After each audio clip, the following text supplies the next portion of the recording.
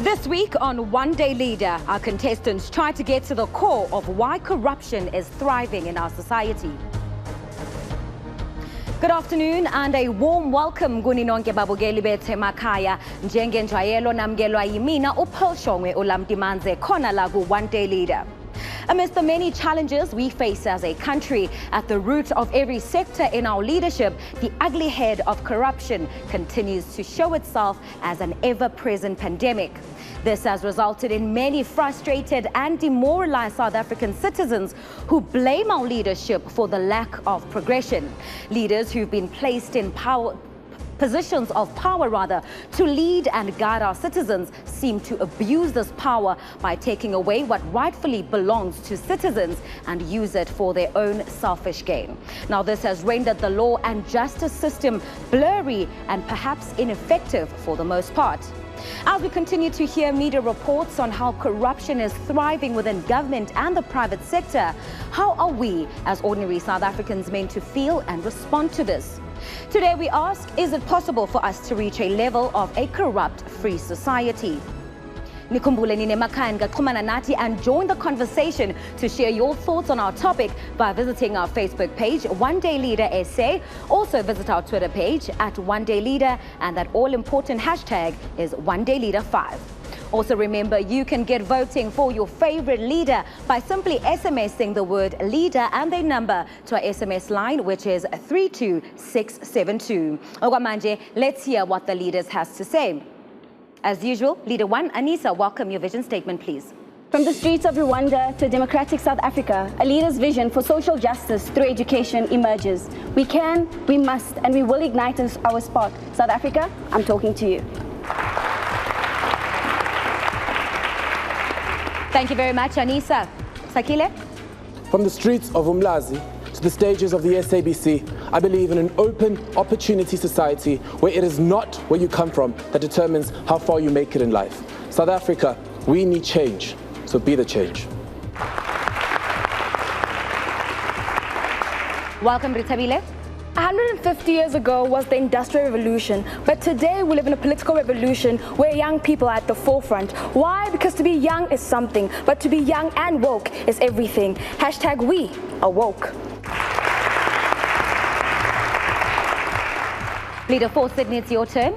We can work hand in hand at developing South Africa to become the utopia it rightfully is, where we drive regional and economic development by empowering young people. You are South Africa's tomorrow, today. Moving along swiftly, Lebo, welcome. South Africa deserves a strong-willed woman to drive economic development and to serve society with due diligence. If we can change our mindsets, we can change our lives. And last but not least, Itumeleng, you're welcome. I imagine a South Africa of radical economic transformation. A South Africa that inspires young people to believe that they are too legit to quit. Amandla. Well, thank you very much, leaders, for your vision statements. Now, Ngebigel Zule, you got an opportunity to have your say and vote. And I'm sure you're wondering if your favorite leader made it to the top. Well, let's let the numbers do the talking. This week's viewer scoreboard sees Itumeleng leading the pack for the second time at 1,020 viewer votes and Lebo trailing way behind with 109 votes. This means that Itumeleng gets 1 point. Congratulations.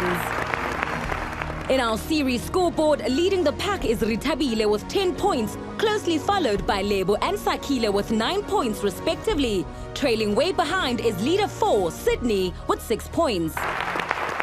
Nikhumbuleke, your votes do count and will eventually keep these leaders in the competition as we draw closer to our final episodes. Ngakho-ke qhubekela ukuvotela umholi omthanda kakhulu. Manga uma ungakazi uvote, this is how you can do it. To vote for Anisa, SMS leader 1 to 32672. For Sakile, SMS leader 2. For Ritabile, SMS leader 3. For Sydney, SMS leader 4. To vote for Lebo, SMS leader 5. And for Itumeleng, SMS leader 6. Well, exactly how does corruption affect us as a society? For the average South African who's sacrificed a lot of valuable time and money towards studying and acquiring that all-important qualification to become employable, corruption in the working sector results in them being passed over for a short-term job in favor of someone who has either a connection or affiliation to the person handing out the work, or someone who has been paid a kickback in order to secure work for someone else. Now, securing employment seems to no longer be about how qualified one is, but rather about how much money they have and who they know. One could then ask, what's the point of getting educated in the first place? Well, allow me to introduce to you our resident judges, environmental activist and social entrepreneur, Catherine Constantinides, and President and CEO of Ditshego Media, Tebogo. Welcome.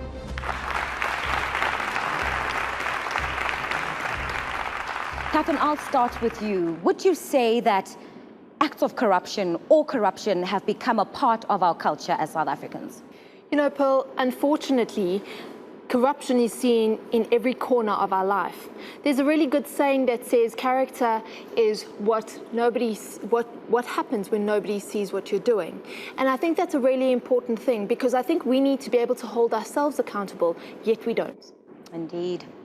Thank you very much, Catherine. Now, as our guest judge from Corruption Watch, we have campaign manager Zola Balashia. Zola, thank you very much for joining us. And a quick one for you, Zola. Would you say, or how deeply rooted would you say corruption is within our society today? We can identify it in the major institutions in our society through the abuse of power, the betrayal of public trust, undermines the way in which we govern ourselves. It's also in private institutions where major corporations are not willing to play by the rules, and this hurts the public. But it's also in each and every one of us as individuals and the wrong choices we make, because it's ultimately a human issue just as much as it is a social issue. Absolutely, I do agree with you on that point. And similarly, on our roads, corruption is still quite rife, with the paying of ichojo, nomage, cold drink becoming a norm at most testing stations, among other things. This could well mean that a large portion of drivers on our roads have obtained their driver's licenses fraudulently. This poses a threat to road safety, as unqualified drivers freely run tyrants on our roads with no sense of accountability. Now, when faced with making that decision, do we really think of the dangers that come with it? Who really is to blame in this situation? Do we say it's the road user's fault, or is it the traffic official's fault? Well, let's hear exactly how corruption on our roads ultimately affects us as a society. Good day, leaders. Today you will go to a busy traffic intersection in Johannesburg on a routine roadblock. There, you'll be expected to quiz both motorists and commuters on why it is that many people find it easy to initiate or pay a bribe without allowing the law to take its course.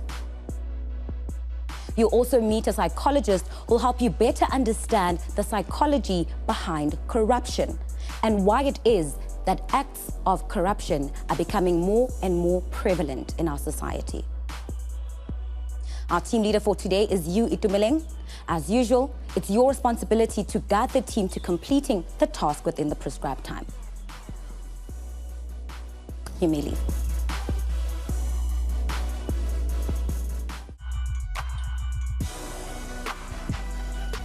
Corruption has many levels. On the road, there's the bribery between the motorist and the officer. The Internal Affairs Investigation Unit is a unit set up specifically to investigate corrupt officers.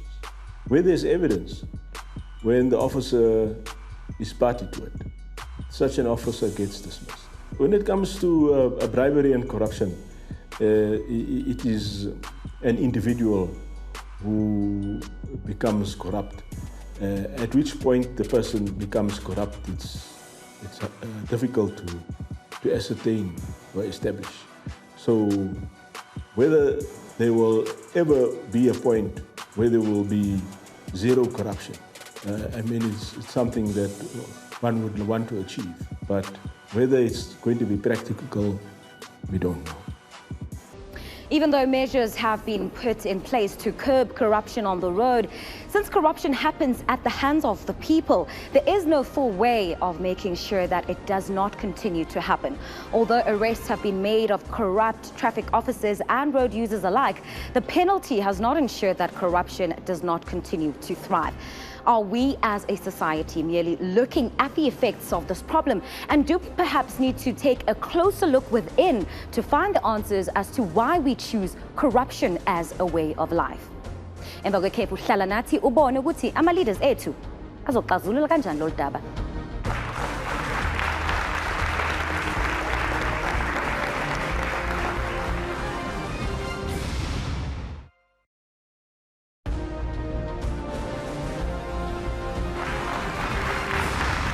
Ngiphinde nginamukele ku-One Day Leader khona la ku-SABC1. Now, before the break, we heard from the spokesperson of the JMPD, Wayne Minnaar, about the challenges of corruption faced by the traffic department in our country.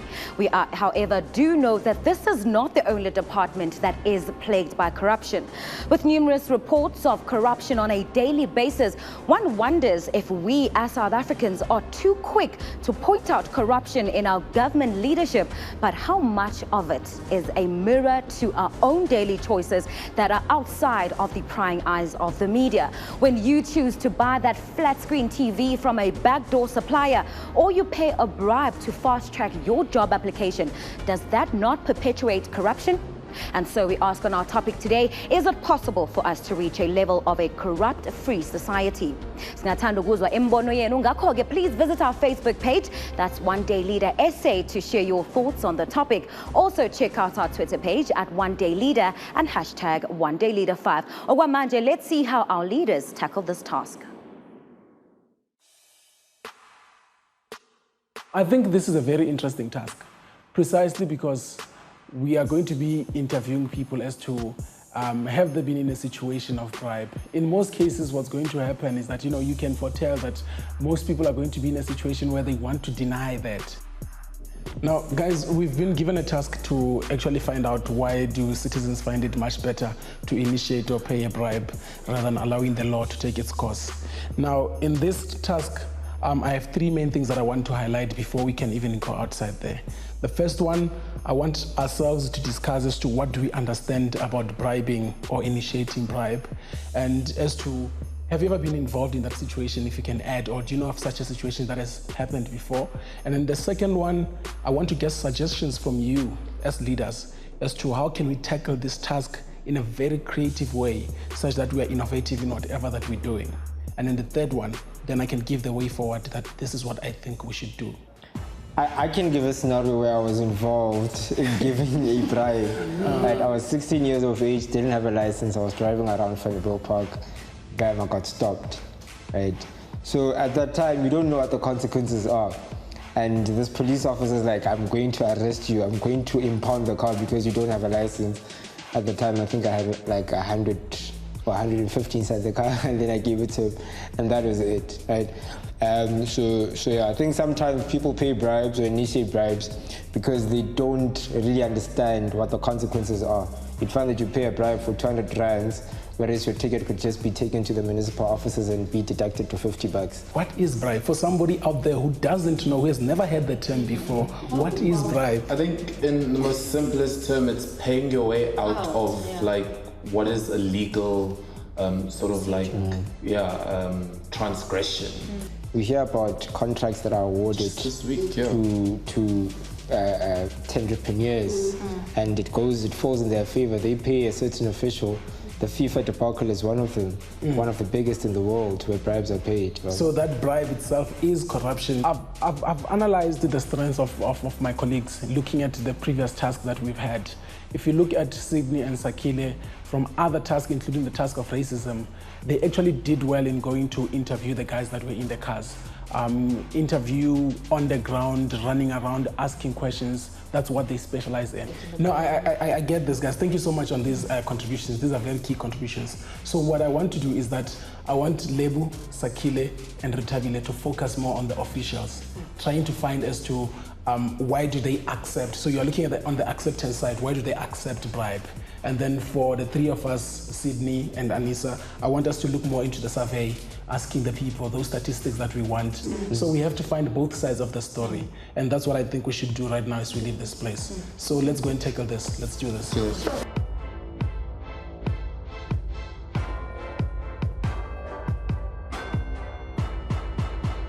Under the roadblock, saying, my hopes were from the motorist side, we would get honest answers. Especially when we were asking them, have you initiated or have you been in a situation where you've had to bribe? So from that end, we didn't get many honest answers on camera. Hey, how are you? I'm fine, and you? I'm good. It's Sydney, ne? Chilean.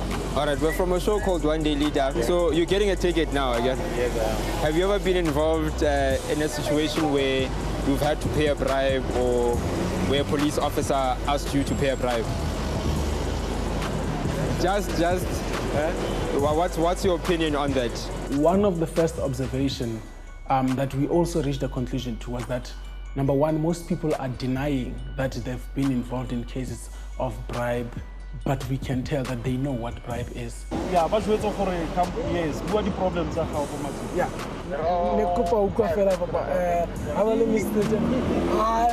Sorry, no comment. I think most of the motorists, that question mark, that pretentious question mark look on their faces. What's a bribe? Hey, bribery it's a very sensitive subject. Judging from you just got a ticket, do you think had you paid a bribe it would have been easier, or do you think it's okay that you got a ticket? It's okay that I had a ticket because I'm doing something wrong. It's actually quite funny because when we interview people, it's like people want to tell you about this corruption and bribery because we're focused on bribery by motorists or by cops. So it's very interesting because some people want to tell you that they have actually bribed officers, but they end up, when they see the cameras, for example, they end up changing their minds. No, tabaya bribe asiyon. Asiyon? Yeah, lebaka la ka kore. But what do you think about corruption in South Africa, that being the first? Do you think it's a big problem? Do you think, what's your view on it? It's a big problem, we all know it. And I just want to find out if you've ever given a bribe out to a traffic officer. No, I asked them to give me a fine. Okay. And have you gotten in a situation where a traffic officer tried to probably initiate a bribe to you? Yes, they've tried, and I said no, I usually ask for a ticket. Okay, so you just take the ticket straight? I say give me a ticket, if you want to give me a ticket, if there's grace period, give me a grace period, but give me a ticket. Okay. Because otherwise, well, how much is enough? Definitely, definitely. Phela manje mawuthi uyathula phela yabo umiswa ama traffic cop ngayi bakuhlaba ngeticket nyana ngathi abo 1.5 or 2000 and imali eningi and mawuthi uyabheka wena epokotweni onabo pinkisi ngamgaba ama pinkisi uthi abe grand so manje ucabangani ngalezo zinto bathi uthini ngalamanje hayi labantu laba mfethu yangithola as far as I'm concerned thina sinamali during of the month ngeke babone yangithola uzobabona manje plus yabona end of you1 yangithola nathi mfethu sinabo kokhelitho kwamele sibabhadalele crash mara khona manje sigcina skip izimali zethu sibagaya and bayicova le mali sometimes bona have you ever been in a situation ukuthi bona yibo aba initiator ukuthi ngayi 20 rand ngabo macho uyangithola khona manje ugcina so keep ebo ma 500 uyangithola then ukuthi ungathweli ticket uyangithola manje wena wayabona ukuthi kungcono ukuthi ubhadale ibribe kungcono ngibhadale kanti ngithola itikiti le 1.5 ngizochinana Sale chichinyana uyangithola ngisale ngechangenyana otherwise ifa ngemgayi lo muntu lo uzongigaya itikiti uyangithola baso mpitch baso and during of the month ngeke ubathola and bayithatha yabona manje inyanga iphelile manje angiyakutshela nje ambavukile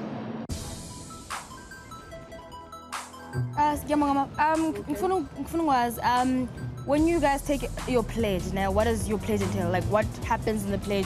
What does it make you commit to? Like what do you owe? Do you owe is the integrity, trustworthiness? When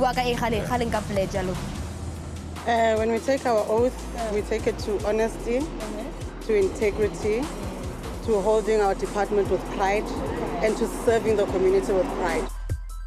So when we went to the psychologist, I sort of expected a very shallow surface sort of like interaction where she'd tell us, no, you know, people who commit briberies or people who don't have a sort of a moral compass, you know, just the general things you'd think a psychologist will talk to you about. But we were pleasantly surprised. She actually went very deep into the general psyche, not just of an individual, but of society. So now when we say corruption, not in the context of a bribe, not in the context of an official, but in the context of an individual.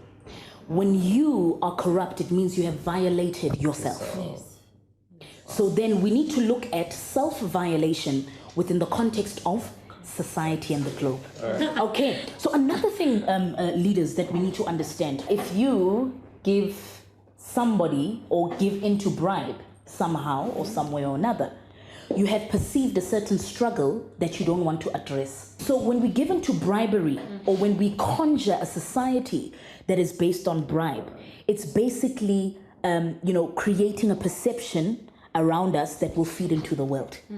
Okay, and that's why people can be corrupt, that's why people can lie, that's why people can cheat, because they find justification of what they think is right. I think I only realized afterwards. I think after the task, I think we could have had more room for things to shift. Number one, with regards to the psychologist, I think what we got from her was something that everyone should have been there for. So had I been on the other side, I think I really would have, but I only obviously realized it afterwards, that delegating just 3 people for such a crucial part of the task was not that wise. When someone is good at a task, as a leader, I'm able to determine that it might not be something that they like, but as a leader, I'm able to observe that this person is good at a certain task even though they don't love it. And then as a leader, it's my duty to delegate that you are going to be doing this task. And if you look at it, they did it very well, exceptionally well. I'm looking at how they've done it before. It's a problem of comfortability. Well, from that insert, our leaders really went all out to try and understand why we as a society are gravitating towards corrupt behavior. Let me come to one of our judges, Debogo. Your take on corruption. Well, corruption has a ripple effect. So you're taking money from the public purse and you're enriching yourself. Now, that doesn't only deplete us of resources, but then there's a child in the rural area who will not have a school because you took money from the public purse. There's so many things that we're dealing with in terms of social economic challenges in our country, and you're actually betraying the future when you're corrupt. And some people say, no, mina ngithathe 2.5 thousand yana, angeke go build this school at 2.5 thousand. But the truth of the matter is, you take 2.5 thousand, somebody else takes 50, another person takes $1 million, and combined they could have built a school. So you are betraying the future of our country. All right, thank you very much. I mean, as we also saw in the clip, the psychologist really said corruption is a violation of the self. Well, join me after the break as the judges score our contestants on the performance on their task. Ungasuki Glondao.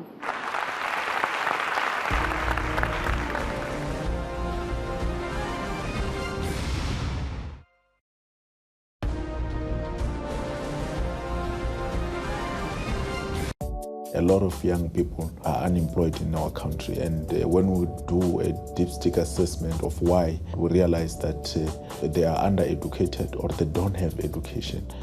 Secondly, it's because they don't have the skills that are required by the economy. There was a need for a youth development institution like ours to focus on education and skills development. We are looking at upscaling our grant funding program, our scholarship fund, as well as our second chance matric program.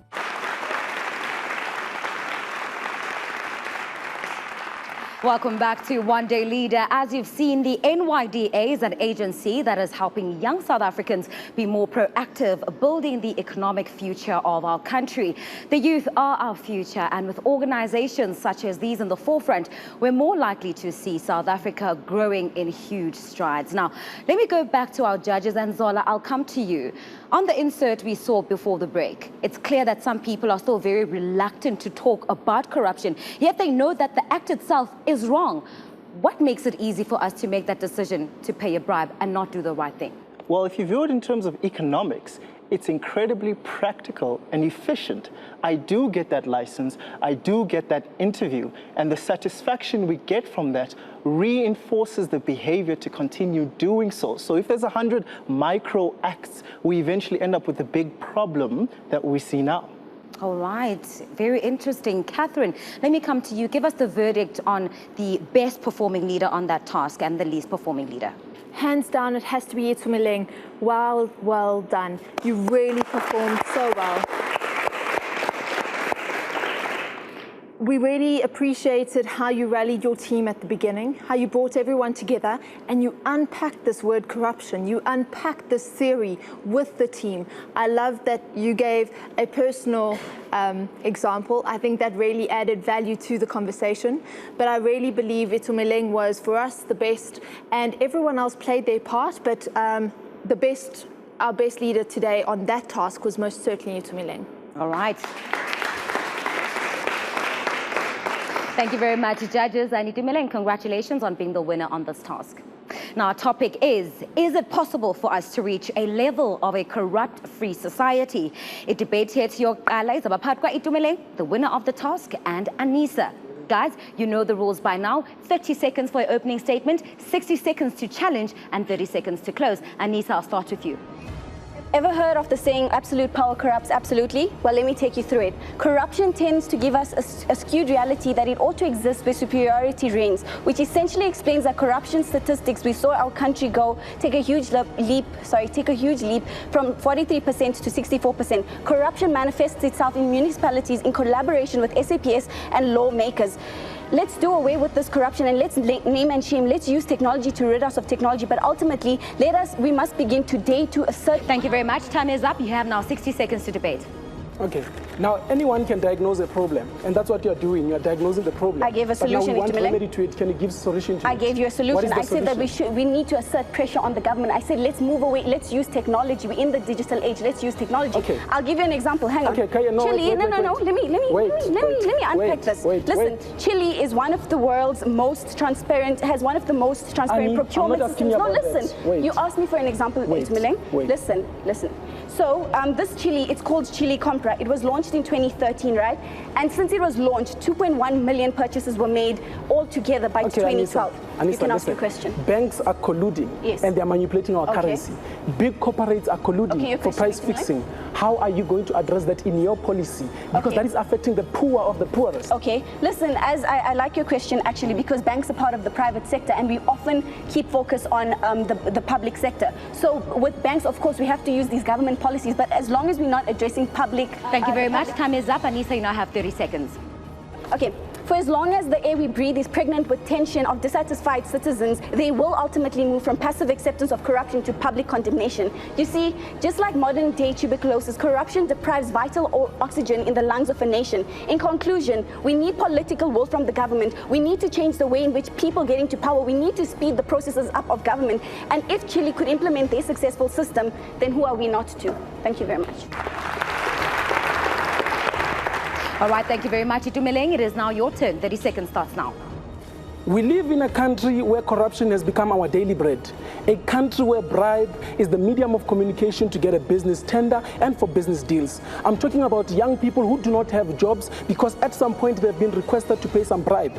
I'm talking about young women who have been sexually violated, all in the name of being promised jobs and tenders. And that is the last level of corruption we have. What we need to do is to make sure that no politicians are found doing business with the state. We also need to implement harsh measures. All right, time is up, Itumeleng. Your 60 seconds starts now. Itumeleng, I'm actually surprised because you didn't unpack a lot just as you were asking me to unpack solutions. But anyways, you say that politicians should not be seen integrating or interacting, with the state. What do you mean by this? Because you know yourself as a comrade that this is what happens. The state and these politicians, Anissa, I get your question. They can't be separated. Now, if a politician is doing business with the state, it's the same as taking money from your left pocket and putting it into the right pocket. What that means is that money is circulating amongst the... I know what it means. I know what it means, but how do you unpack? What that means is, relax. You're not giving a solution. What that means is that money is circulating amongst the elites. It means that the richer are getting more richer, and that is a problem. You're giving it to us in theory, Itumeleng. Let's talk solutions. These are the solutions that I'm telling you. You're not Politicians giving shouldn't me do solutions. business with the Unpacking, state. telling me that We you also take it need from the harsh right pocket and conditions. left We need pocket. harsh Okay. measures for legislation in order What to are these arrest the harsh people that are measures? What doing are these business. harsh Relax, Anissa. Listen. Give me solutions, then I'll relax. All right, time is up. Itumeleng, you have the remaining 30 seconds. Okay, if you live in an RDP house, if your survival is on social grant, if you complain about service delivery, I am talking to you because you are the victim of crime, and this is done by gangsters that are wearing suits who define themselves as politicians and businessmen. Now we need to come together and suffocate this system. What we need to do is that we shouldn't allow politicians to be doing business with the state, because it's like a politician doing a business with himself. Councillors are selling houses illegally in our communities, and that is a problem that is affecting our parents. All right, time is up. Thank you very much, contestants. Debocha, I'll come to you for the verdict on this first debate. I mean, Itumeleng talking about the rich getting richer. Anissa over here giving us the example about what's been done in Chile to curb corruption. Your take? Well, I think that was a very feisty debate. Anissa and Itumeleng are in it to win it. Anissa, you were very feisty. There's no longer a shell around you. You are ready for leadership. So are you, Itumeleng. I'm very proud of you. You have kept it consistent. I think there were more solutions from Anissa than from you. Your focus was on politicians doing business with the state. Even if you're not doing business with the state, you can take bribes. And that is where the corruption is, where you appoint people that don't deserve to be appointed. And so you need to look at it more broadly. I'm disappointed that you didn't mention Rwanda as a golden child of Africa for dealing with corruption. And so in this debate, the winner is Anissa. Thank you very much, Debocha, and congratulations to you, Anissa. Now, for you at home, keep voting for your favorite leader. Go SMS igama elithi leader nenamba yabo ku SMS line yethu ethi 32672. Nikhumbuleke, your votes will be revealed at the top of next week's episode.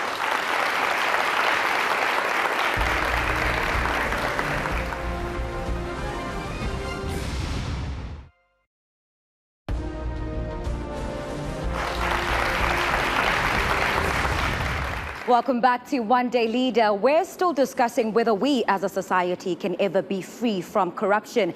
Sakile and Rethabile, perhaps you have the solution for us as you begin your debate. You know the rules by now. Sakile, your 30 seconds starts now. Corruption is a disease that in the last decade has decreased the corruption ratings index of South Africa to 69 and resulted in over 700 billion rand lost, which is an equivalent of 10 power stations. A study done by Stellenbosch University found that it's not because we have inadequate anti-corruption mechanisms or frameworks, but we inadequately implement these. It's an implementation problem. We can learn from Finland, Japan, Denmark, who have sound responsive helplines, who have zero corruption in public office because they prioritize transparency, but most importantly, strong community participation. Time is up. 60 seconds starts now. All right, Sakila, I see you talking about comparing ourselves to other countries. However, what we need to understand is that our country is different from those countries. We have different legislation, we have different frameworks of anti-corruption. So how do you deal in terms of your policy? The problem here is the same. Different countries, same problem. Corruption, if tackled effectively, if there's transparency, let me answer the question. If there's transparency in a public office, ladies and gentlemen, that transparency feeds out corruption because it's transparent. All right, how do you, under your policy, how do you have a transparent government, as you say, well, as you in pledge?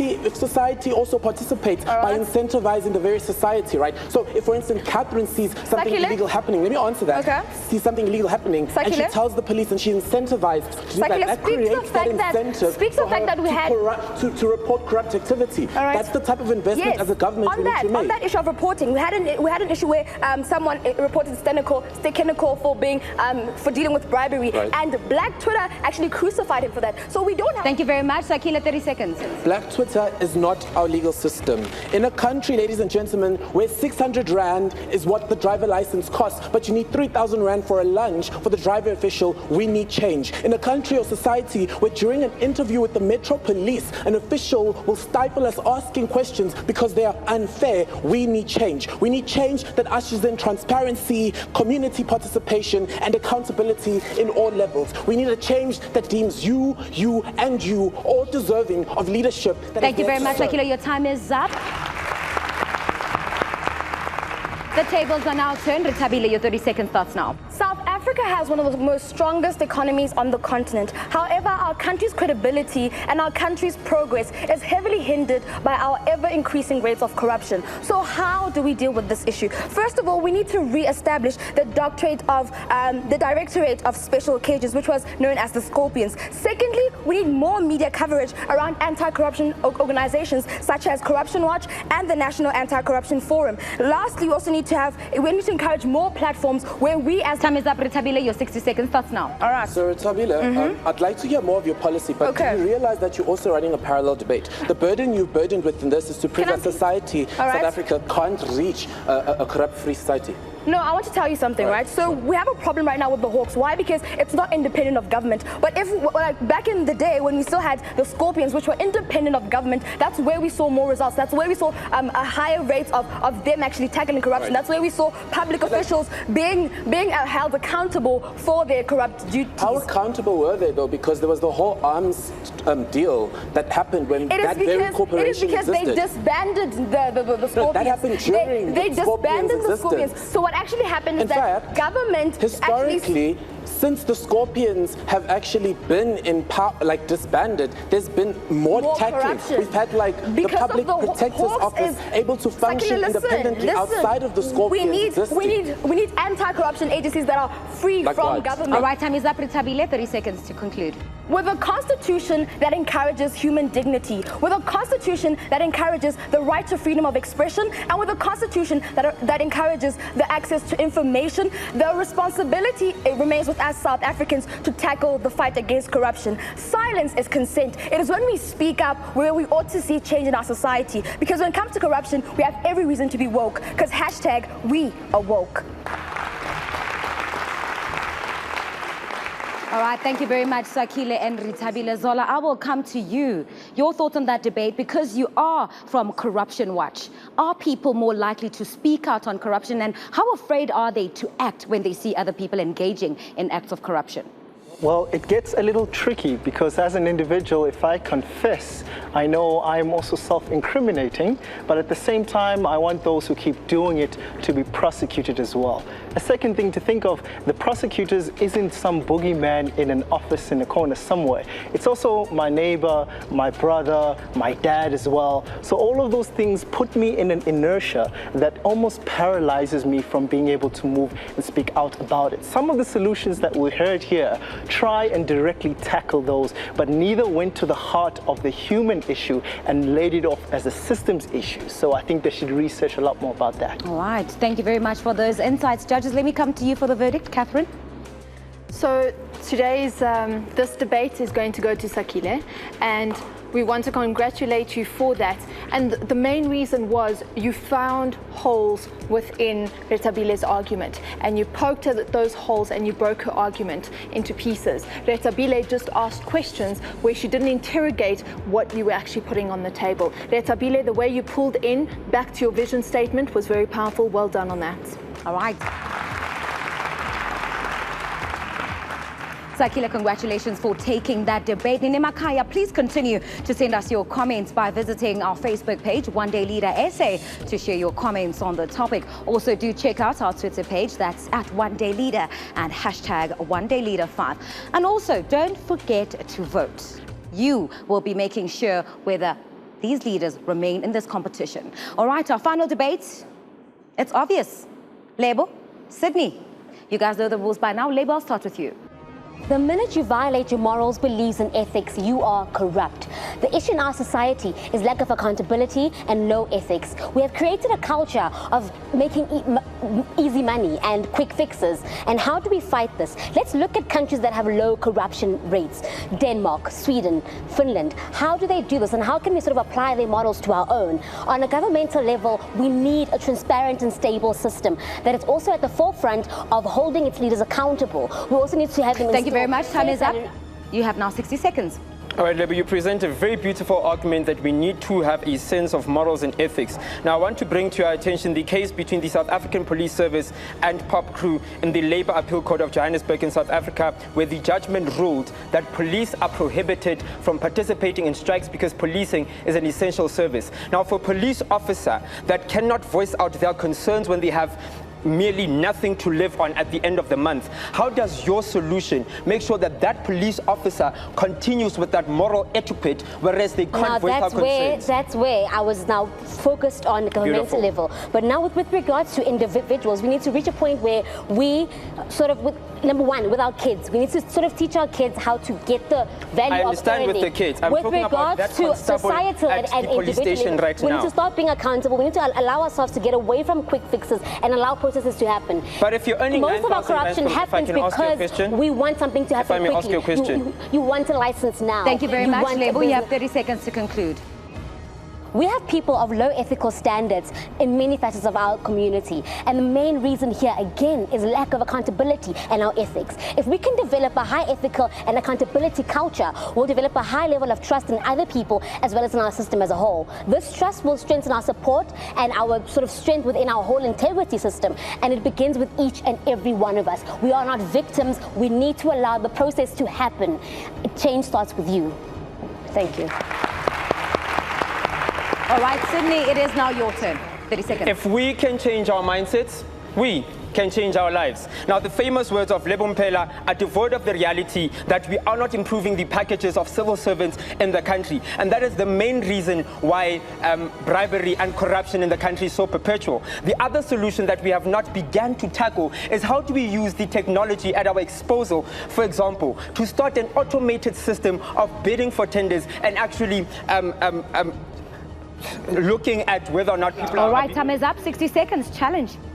Cindy, can you just go back to your whole technology system? How exactly will this sort of come through and change the problem? Yeah, so in Hungary, for example, they developed what is called a data mining system, right? So data mining, what it does, it audits government procurement services. It looks at whether or not government is falling. I'm giving you the solution of technology. It is an automated system that looks at government expenditure. So you have the human element devoid from that. But how will that tackle our day-to-day on the street? Tackle how our kids view us when we are corrupt? How our kids look at us when we bribe the person stopping the car when you haven't had your seatbelt on? How do we use that technology on a smaller scale, Sydney? What we need to look at is if there's no human element within the giving out of tenders, within the giving out of bribes, within the giving out of money, if we digitalize the system, we are solving the problem. How many people will that reach? For example, our country at a level where we can reach a technological sort of throughout. Thank you very much, contestants. 30 seconds, Sydney. Ladies and gentlemen, we need to be cognizant of the fact that the 700 million rands we've lost in the past 2 decades to corruption has cost us our education, has cost us developing our townships, has cost us developing our clinics. And we need to start dealing with the root cause of the problem. The root cause of the problem is that our civil servants are not earning enough. The other reason is because we are not fully expanding the technological advantages that are at our disposal. Let us look at those 2 solutions first before we can change our mindsets.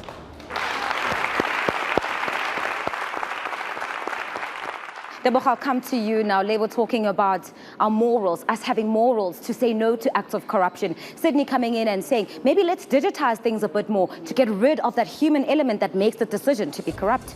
Your thoughts? Well, both Lebo and Sydney are absolutely correct. I just think that I differ with Sydney when it comes to the total automation of the procurement system. I don't think that is a practical way. We don't want machines to be giving out tenders. What happens if you hack the machines? So I think that is a bit of a weak solution. You spoke about transparency and ethical standards. It's very important because you said that we need to start from the grassroots level. So you must have high ethical standards from the people on the ground. So that is very true. But all in all, I expected a bit more from the 2 of you. All right, and so who took this one? Zola? Interesting debate. Both presented existential cases a bit, but the one was more believable and closer to being real than another. So for myself and the judges, we decided unanimously on Lebo. All right. Thank you very much, judges. Now, as I take you to the ad break, our studio audience will have an opportunity to have their say by voting for their favorite contestant this week. Ungakhohlwa nawe ekhaya, you have an opportunity to vote. Kuze kube lesine ntambama ngakho-ke votela umholi omthanda kakhulu ngo-SMS igama elithi leader nenamba yabo kwi-SMS line yethu ethi 32672. Ngizonibona emva kwe-careful.